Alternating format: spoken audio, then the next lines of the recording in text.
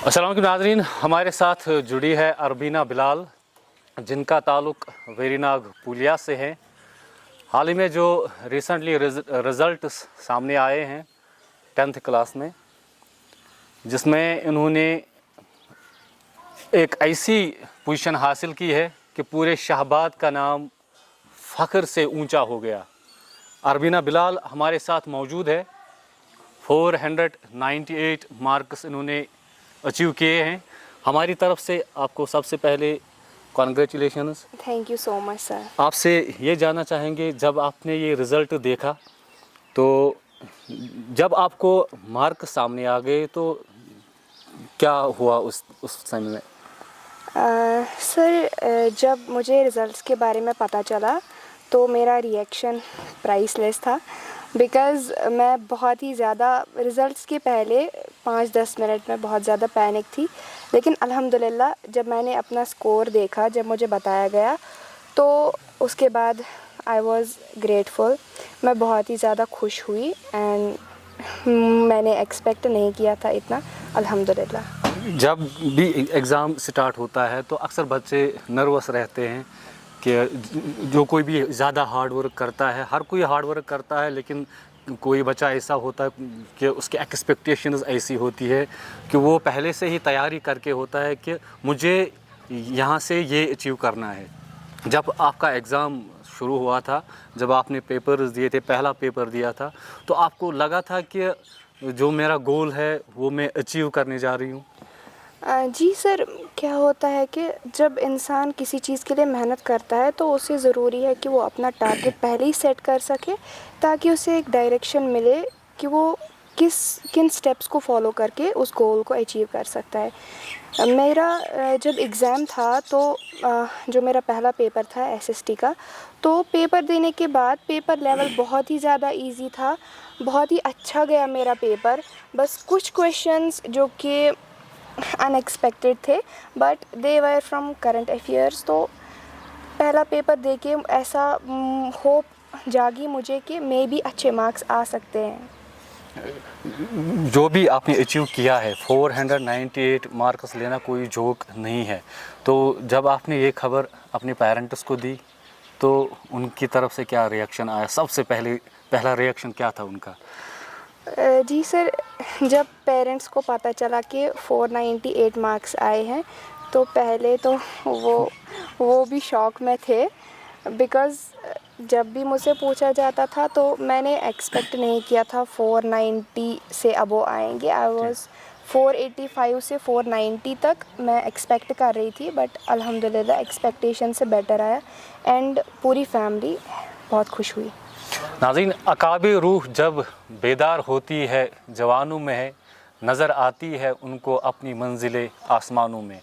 ये कामयाबी की जो पहली सीढ़ियाँ होती है, बच्चों को ये इस कदर इस लेवल पे बूस्ट करते हैं कि आने वाले मराहिल में फिर इनको लगता है कि जब हमने पहली सतह अचीव की है तो आने वाले मराहिल जो होंगे वो आसान होंगे। तो आपको क्या लगता है, ये जो आपकी जो हार्ड वर्क है, इसको आप कहाँ तक ले जाना चाहोगी? सर, हार्ड वर्क का एज सच कोई टाइम नहीं है जिसमें हमें करनी चाहिए और फिर छोड़नी चाहिए। हार्ड वर्क इंसान को थ्रू आउट द लाइफ करनी है, ताकि किसी भी फील्ड में। जी सर, बिल्कुल, चाहे वो कोई भी फील्ड हो, whether it's education, whether it's learning any other skill, हमेशा हार्ड वर्क करनी है, बिकॉज़ जो ही हार्ड वर्क करेगा उसे वैसा ही मिलेगा। और अल्लाह हर कोई जो स्टूडेंट होता है, हर किसी स्टूडेंट का कोई एक फेवरेट सब्जेक्ट होता है जो वो अपनी ज़िंदगी में उसको आगे बढ़ाना चाहता है, उसी में वो अपनी ज़िंदगी को इसके इर्द गिर्द ही घुमाना चाहता है। तो आपको क्या लगता है कि आपके जो सब्जेक्ट्स रहेंगे आगे, तो किस सब्जेक्ट में आपकी ज़्यादा दिलचस्पी है? सर, मेरा जो इंटरेस्ट है वो बहुत ही ज़्यादा मिक्सड है रिलेटिंग टू सब्जेक्ट्स।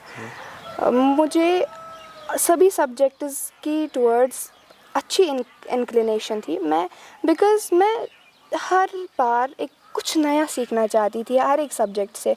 बिकॉज़ अभी हम बोलेंगे साइंस अलग है, आर्ट्स अलग है, बट वन मेन थिंग, चाहे आप साइंस लो, आप आर्ट्स लो, ऑब्वियसली आपको कुछ नया ही सीखने को मिलेगा। एंड लर्निंग का मकसद ही यही है کہ آپ ہر دن کچھ نیا سیکھیں.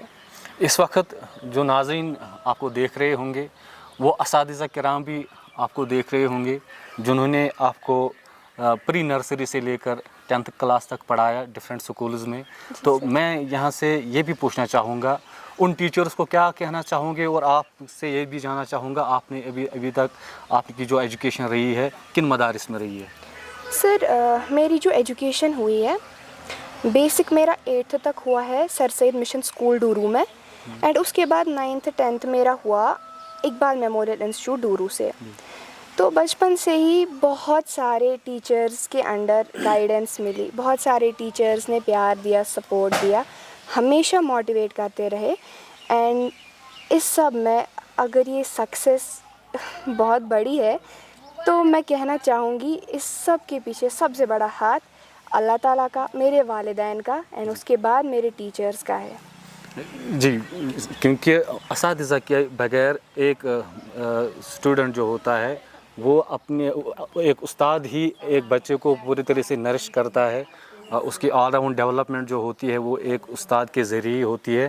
تو ان اساتذہ کرام کو بھی اس وقت فخر محسوس ہوگا کیونکہ ایسے بچے جب سماج میں ہوتے ہیں ایک تو فخر سے ہمارا سر اونچا ہو جاتا ہے, اور دوسرا یہ پہلو بھی رہتا ہے کہ یہ ایک انسپائریشن بن جاتے ہیں کیونکہ آنے والی جو نسل ہوگی, جو بھی اس وقت 9th کلاس میں بچے پڑھ رہے ہوں گے, جب وہ ان کا انٹرویو دیکھیں گے تو ان کے من میں بھی یہ تمنا جاگ جاتی ہے کہ آنے والے سمے میں ہمارا بھی انٹرویو کوئی لے گا, اور ہونا بھی چاہیے کیونکہ ایک تو اس سے بوسٹ ملتا ہے, اسٹوڈنٹس کو حوصلہ افزائی ہوتی ہے.